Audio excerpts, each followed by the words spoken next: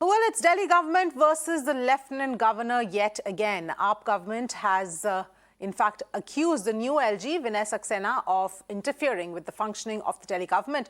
The ruling party alleged that the Lieutenant Governor called a meeting of the Delhi Jal Board officials on Monday and issued some orders.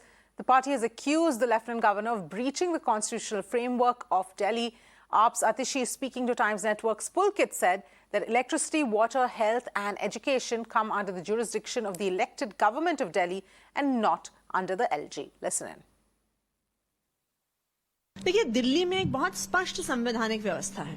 वो क्या कहती है? वो कहती है कि केंद्र सरकार और उनके नुमाइंदे एलजी साहब के पास 3 डोमेन्स उनके अधिकार क्षेत्र में आती हैं: लैंड, लॉ एंड ऑर्डर और पुलिस। और अभी क्योंकि एमसीडीबी डायरेक्टली केंद्र सरकार चला रही है, तो आप चौथी एमसीडीबी जोड़ दीजिए।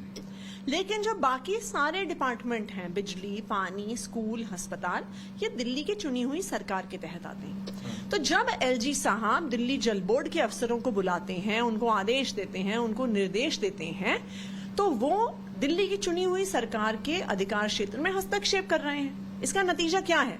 इसका नतीजा ये है कि अफसरों को आज ये नहीं पता कि चुनी हुई सरकार के आदेश का पालन करें या एलजी साहब के आदेश का पालन करें या कुछ भी ना करें, घर बैठ जाएं।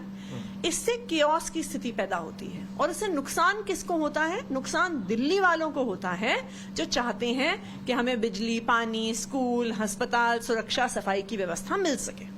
तो क्या फिर वही वाली स्थिति होगी जो हम पिछले कई उपराज्यपाल और दिल्ली सरकार के बीच में देखते रहे? क्योंकि मीटिंग वाला सिलसिला पहले भी हुआ है कि उपराज्यपाल ने मीटिंग बुलाई थी और आपने इस पर विरोध जताया कि आप अधिकारियों को अपने पास सीधी रिपोर्ट के लिए क्यों बुला रहे हैं। तो क्या फिर एक बार टकराव की स्थिति दिल्ली देखेगी? देखिए, हम तो उपराज्यपाल जी से विनम्र निवेदन कर रहे हैं। हम उन्हें ये कह रहे हैं कि जो मुद्दे आपके अधिकार क्षेत्र में आते हैं, उसमें भी दिल्ली में बहुत बड़ी बड़ी समस्याएं हैं। दिल्ली में 3 बड़े बड़े कूड़े के पहाड़ हैं। दिल्ली में साफ सफाई की स्थिति इतनी खराब है। दिल्ली में सुरक्षा व्यवस्था इतनी खराब है कि आज भी महिलाएं देश की राजधानी में अंधेरे में बाहर निकलने में हिचकिचाती हैं। तो अगर एलजी साहब दिल्ली वालों के लिए कुछ करना चाहते हैं, कुछ करने का जज्बा रखते हैं, तो इन समस्याओं को सुलझाएं, इसमें अपनी ऊर्जा लगवाएं, तो दिल्ली वालों का भी भला होगा।